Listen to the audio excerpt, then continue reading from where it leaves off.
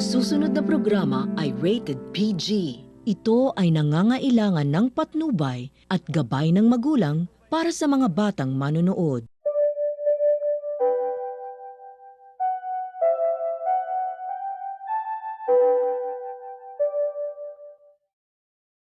All views, opinions, expressions, and insinuations of the show, its hosts, and their guests do not reflect those of the network and its management. The network and its management do not make any warranties on the opinions, views, expressions, and insinuations presented by the show, its hosts, and or their guests. The network and its management shall not be liable to any claims or dispute arising from any mentions, expressions, or views presented by the show, its hosts, and or their guests. Hi guys, good afternoon sa inyo lahat. I am Jericho Caparas para sa inyong host ngayon, para sa formal debate of Grade 12 Antonio. Palakpakan ko.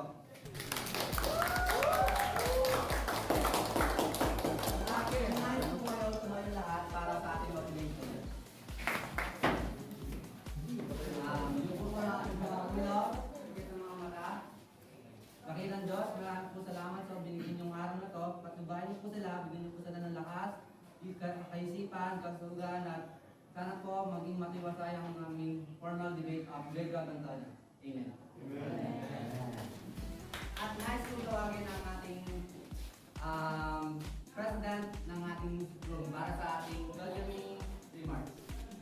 Mr. John.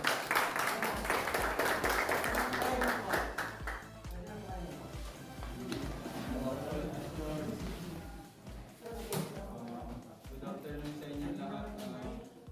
Masasabi ko lang na gawin nating masaya itong debate kasi alam ko naman na first time natin lahat to. Gawin natin sana maging makabuluhan naman to para kay ma'am, para din sa atin at saka experience din naman. Yun lang. Salamat. Maraming salamat po sa mga message ng ating president. At bago tayo dumakaw sa ating debate, ipapaliwanag ko lang ang ating sistema at patakaran sa ating mangyayaring debate sa araw na to. Okay. Sistema. Ang mga speaker mula 1 to 4, bibigyan ng tigda 2 minuto. And then, ang mga speaker 5 and narrative and imperative, bibigyan ng 4 na minuto para magsalita. Then, para sa ating mga patakaran, una, bawal na bawal ang away, pikunan, lalo na ang bisikalan. Pangalawa, habang nagsasalita ang isang speaker, bawal sumabat or magsalita ang speaker kung di pa binibigyan ng oras para magsalita ito. Kapag naubos na ang oras na binigay para sa isang speaker na nagsasalita, doon para kayo maaari sumagot. And then sa pangatlong patakaran, huwag kayong lalayo sa topic na binigay sa inyo. Mag-focus lang kayo doon, then more in your feelings, then kaya niyan. Then para sa ating mga pangkat,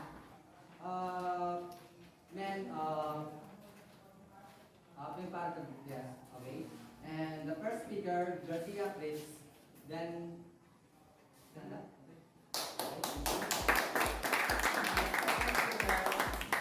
Kevin Balataw.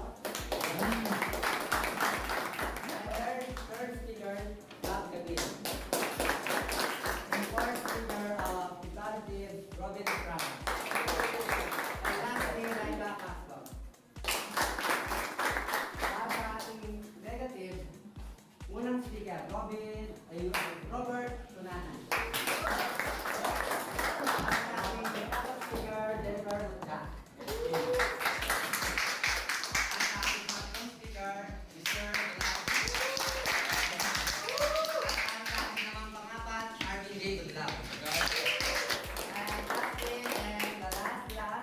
Michaela Damjon.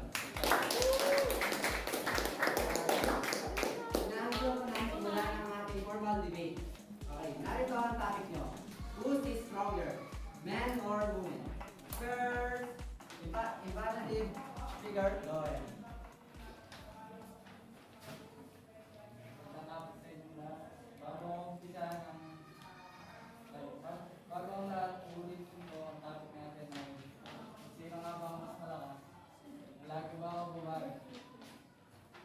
Salitang malakas, sino nga ba ang unang mong naisip? Hindi ba ang lalaki? Sapagkat nung nakuha nyo ang topic ng mga bumawi, ang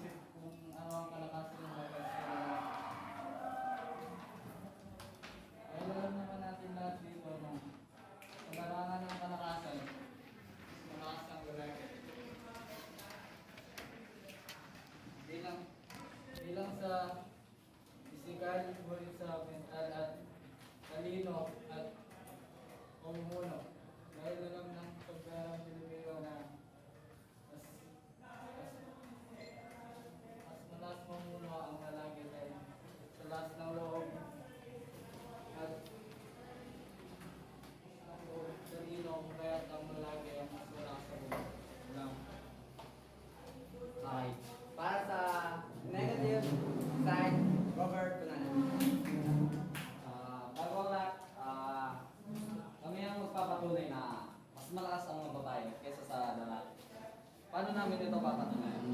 Una sa lahat, sa sinasabi mong mental, talino at pamumuno.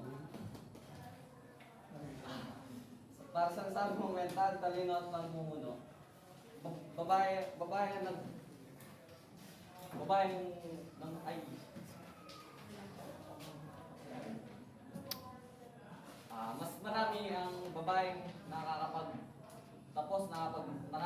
nakakapag-desisyon ng maayos sa mga anumang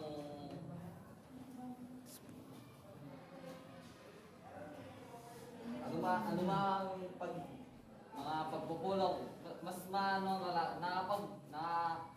nagiging namumuno lamang ang lalaki dahil sa mga sinasabi nila, pero para sa lahat, mas malakas pa rin ang babae. Yun lamang po. Para sa ating comparative second speaker, Mr. Bolato. I believe that the man is more stronger than the woman.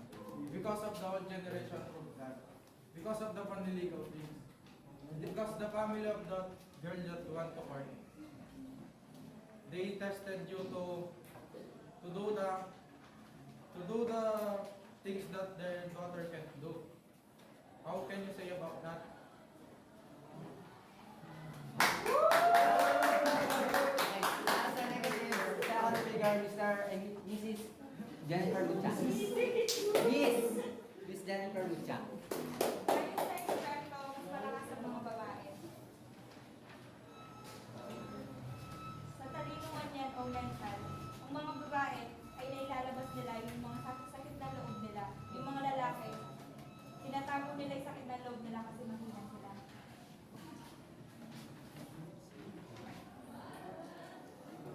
Go ahead. You have 2 minutes.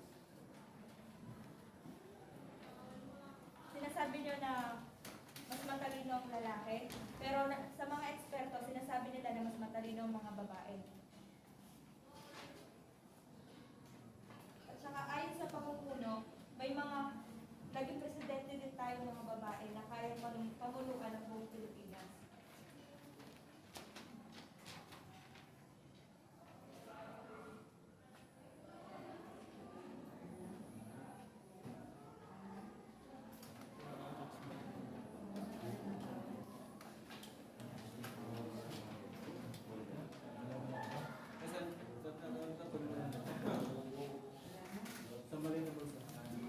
Thank you, Jennifer. Our comparative third speaker, Mr. Gab Kapili. Ano ba sabi ng mas malakas na babae? Sa namumuna ang mga lalaki? Di ba sa bansa? Kahit saan ka tuming bansa, makikita mo puro lalaki ang namumuna. Dahil mas malaki ang tiwala ng mga tao sa mga lalaki. Dahil mas madami sila natutulong. Kahit saan ka man pumunta, kahit saan ka tumingin, makikita mo mga lalaki. Sige, magtrabaho ka, makikita mo puro mga lalaki. Kasi sa kanila nagagaling yung mga Go ahead. sa kanila nagagaling yung mga nakakain natin.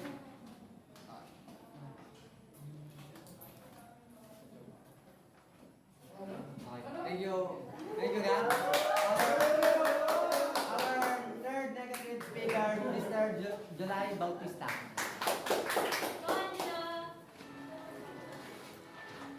Sumayin natin ang mga sinabi.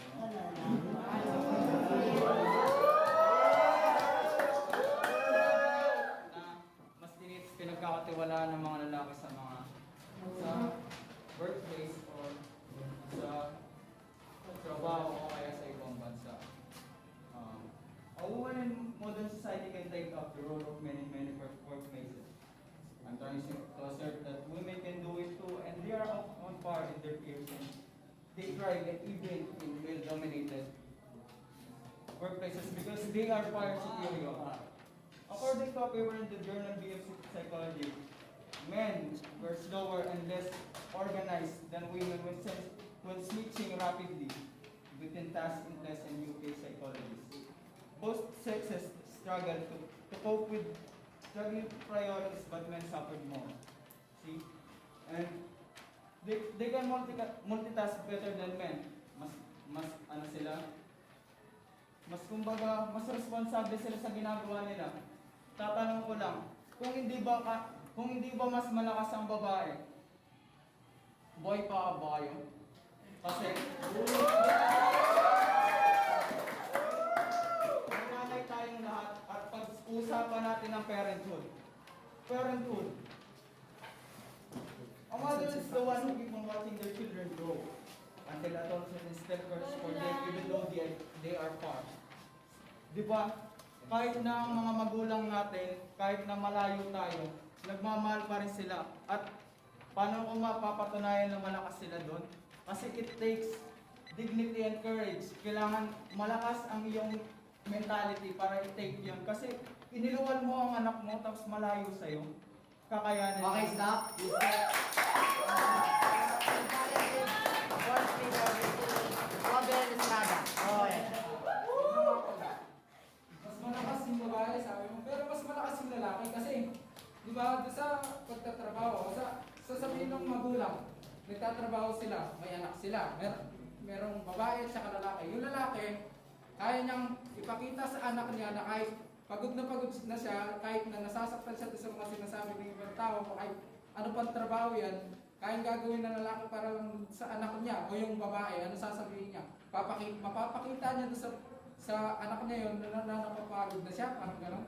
Kasi, una-una sa physical din. Sa physical, mahina yung babae. O, yung lalaki, kahit magtrabaho pa sa bayan, magtrabaho pa sa trabaho, kaya nilang gawin yung mga dapat nilang gawin para sa kanilang anak. At saka yun, sa sinasabi mo kanina doon sa responsible ng mga babae. Ay, lalaki meron din responsible. Paano yun? Wala nang malakas. Parehas na lang. Di ba? Dapat mas malakas yung sinasabi mo. Kasi doon sa responsible na yun, yung sa babae at saka sa lalaki, yung halos nagtatrabaho, yung lalaki o yung sa babae, doon lang sila sa bahay. Pero yung lalaki, kaya rin nilang trabahuin yung mga trabaho ng nasa bahay. Tapos isang buhay naman na sinasabi mo na kung wala yung magulang, ay wala yung anak. Doon sa unang paglikha, meron naman na yung lalaki yung nauna nalikha. Yung mga babae, kinuha lang yun sa tadyang. Diba? Doon sa sinasabi doon sa scripture, Genesis, na sinabi doon. Paano mo masasabi na malakas yung babae kaysa sa lalaki? Kaya yun lang.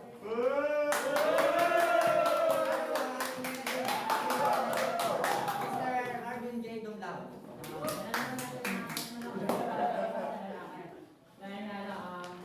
Sabi natin na malakas para sa mga lalaki. Pero sa pagdating sa pagbubuhat, malakas sila pero wala silang plano o plano o yung gagawin nilang tama. Pero yung mga babae, may mga gagawin silang direction. Isusunod nila o tatandaan nila yung mga bagay yun. Pero bubuhatin nila yung mga kaya nila gawin. Pagdating naman sa emotional,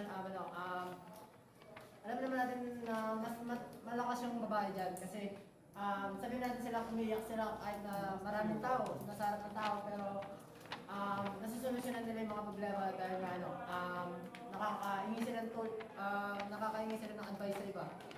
Pagdating sa lalaki, nauwi sila sa suicide dahil sinasalo nila yung mga problema, yung mga hindi sila nag-open sa iba. Kumbaga, kainin mo na lang yung kagabi yung trabaho mo, tapos tawa kayo ng tawa, yan. Tapos kinabukasan, hindi mo alam na nagtitina pa na yung kaibigan mo dahil sa problema kasi hindi siya nag-open. Dahil nga depressed siya, ganyan, nag-suicide siya. Thank you, Mr. Arvin J. Lastly, party, Mrs. Baika Castro. Go ahead. Siguro nagtama yung babae, pinagtama mo yung lalaki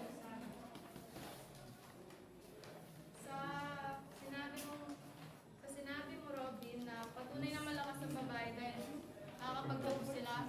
Paano naman yung mga senator na puros lalaki, doktor na puros lalaki din, at mga pangulo na naging lalaki din? Anong masasabi mo dun?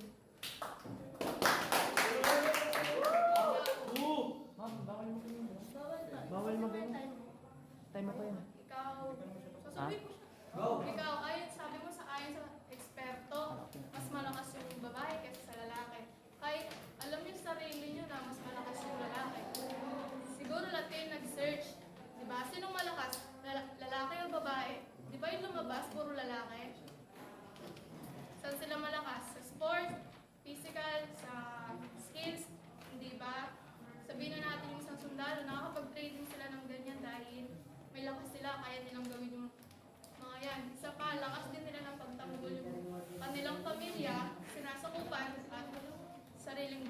kaya nilang ipagtanggol to.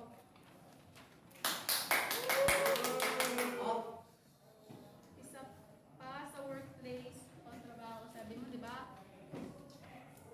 Hindi ba puro lalaki yung nakakuha sa mga trabaho? Tanong sa'yo, kaya ba kinukuha ba yung mga babae sa mga factory, sa pagbuhat ng mabigat na bagay?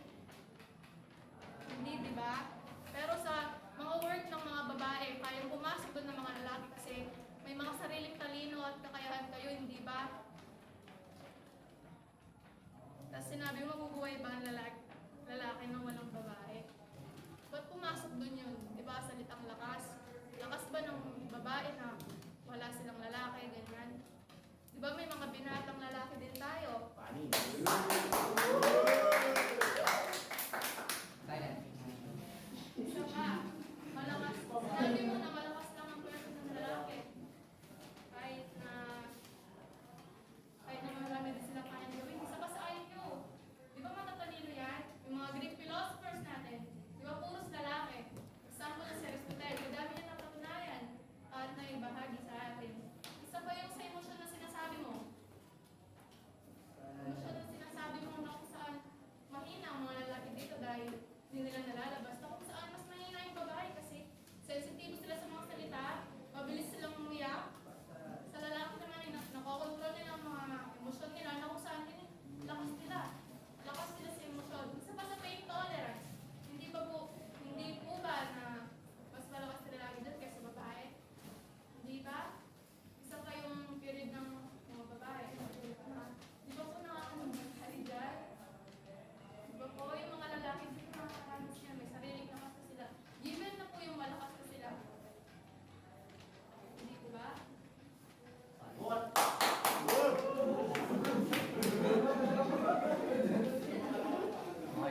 Lastly, Miss Ganda.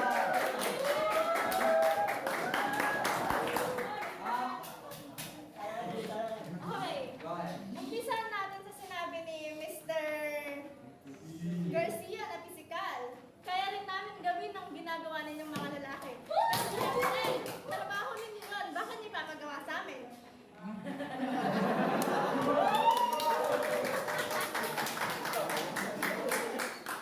Pamumuno. Di ba nga may mga, yun nga, may presidente tayo na babae. Hindi lang madalas kasi marami sa ating mga Pilipino ang hindi naniniwala sa kakayahan ng mga babae. Kaya madalas, si mga lalaki ang pinipiling maging presidente o maging mamuno sa lahat. Talino. Alam natin lahat na mas matalino ang babae. Bakit? Alam natin lahat na mas matalino ang mga babae kasi mas mabilis maproseso yung utak namin mga babae kumpara sa inyo. Sa inyong mga lalaki.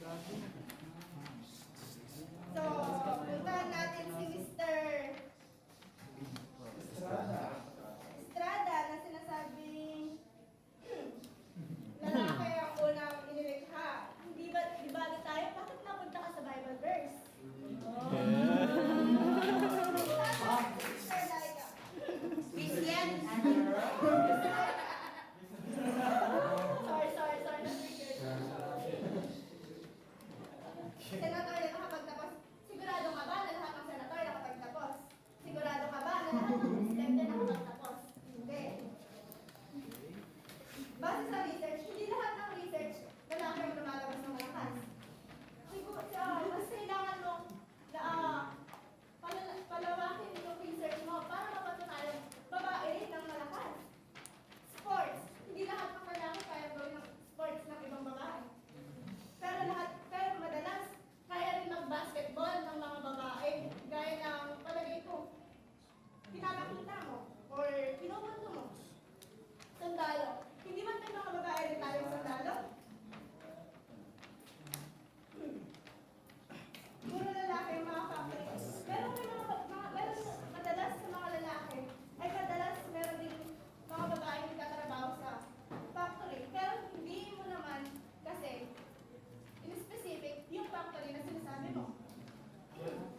Sariling talino at kakayahan. Meron na rin sa sariling talino at kakayahan ng mga babae. Emosyon. Alam natin mas malakas tayo kasi nasi-share natin. Ang mga lalaki hindi nila kaya ilabas yan. Kahit sasabihin mo, wala ka sila kasi kinikis nila. Hindi. Mahina sila kasi tinatago nila yung emosyon na dapat sinasabi nila. Okay, stop. Thank you.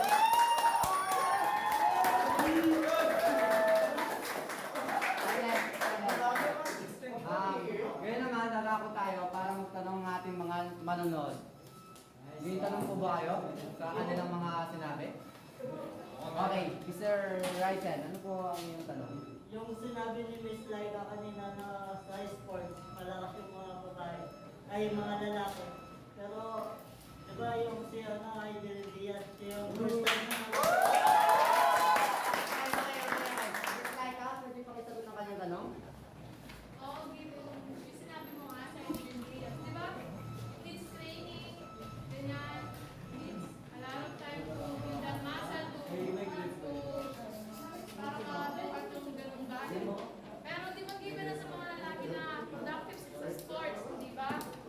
Kasi puro sports natin ngayon, isipin na puro lalaki. Puro sa lalaki, hindi natin na. Sa mga babae, konti lang yan. Kasi alam nila, mas productive yung lalaki kaysa sa babae. Isa pa sa basketball na sinasabi mo. Sa basketball Okay, stop. Okay, stop. Anong sports yun ba? Kailangan mo lang sagutin yung tanong. Okay, thank you. Buka na. Again, sino ka muli yung tanong? Okay, Mr. Gilbert. Yung sinasabi niyang sa military, eh ba't mas maraming sundalong lalaki sa Okay, pakisagot. Hindi naman kasi mandatory ang military. Kaya madalas lalaki ang lalaki ang sumasabak sa military. Pero may mga babaeng sumasabak. Pero kadalasan sa mga babae, ang gusto nila, ay madalas sa mga babae, hindi sumasama ang kagustuhan nilang maging military. Kasi meron silang ibang mas pangarap na parang dream job, ganon. Kaya di natin masasabi, ay di mo may sasabi sa akin, mas malakas ang mga babae, ay mas malakas ang mga lalaki dahil lang mas marami kayong military. Ma'am, hindi na ako. Gusto nga ito tanong. Pwede naman daw, pwede daw magdagdag, pwede daw magdagdag. point of Kasi sa confirmation? military, yung mga lalaki kasi mas marami yung mga military kasi nga gustuhan nila yun. Yung mga babae may responsibility. Bakit kaya ba nila makipagbari na nadala yung anak? Hindi, di ba? Okay, Mr. Bulagaw. Ma'am, sa sinabi nung number 2 at number 5, sakit ng loob. Bakit sakit ng loob? Pag kasi nag-express ng feelings yung lalaki, pwede silang sabihan. Pag sinabihan sila ng kadramahan mo lang yan, sa tingin mo magsasabi pa sila sa iba? Ayun nga eh. Hindi, wait lang. Marami pa. Meron pa. Taas ka ng kamay kung gusto mo magsalita. Meron pa. Meron pa. Meron pa. Sinabi niya, yes ka. Sinabi niya kanina, napaka-confident mo pa naman, pero sinabi mo pero. I-prove mo yun sa amin kasi debate to, hindi naman to research eh. Magandang ako, bawal yun. Meron pa. Marami pa.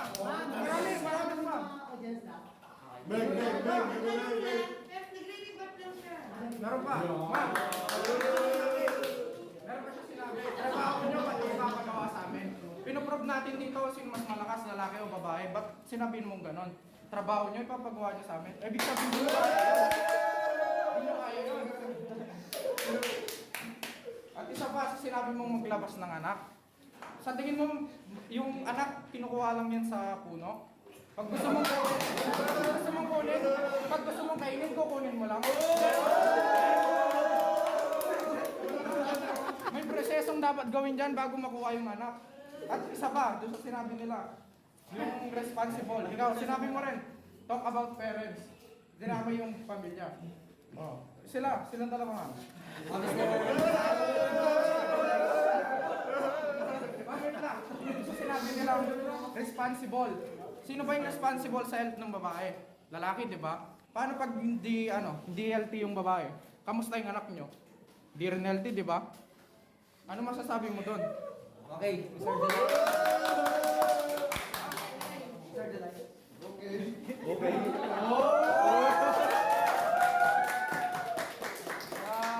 Nauna, emotional, sinabi niya na sakit ng loob. Hindi, wait lang. First of all, di ko sinabi. Wait lang. Wait lang. Nasakit ng loob na laging inaano yung feelings ng lalaki. Pero sabihin ko, sa standards ng society, sino ba yung laging natitira ng standards ng society? Women are the ones affected by the ever-changing standards of our society. They are the ones forced to change, to fit in a box just to be accepted. They are undermining everything because they are a woman. How does this prove that they are strong? They are living the way how society wants them, and they are living in their own terms. This takes a lot of courage and dignity, and they do not men suffer and gladly accepted. Yun nga sinabi nyo na kalahatan sa lalaki ay tanggap. Kaya nga mas malakas yung babae kasi sila yung parang minority. Sila yung laging na-undermine sa lipunan. O ito pa. At saka yung sinasabi mo na proseso sa panganganak, sa paggagawa, men always do is grind. Ulit yun. Yung isa, trabaho, yung isa, alam niyo na yun. At yun nga,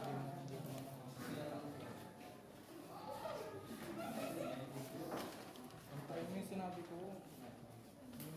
sila pa yung laging tirada sa stereotypes.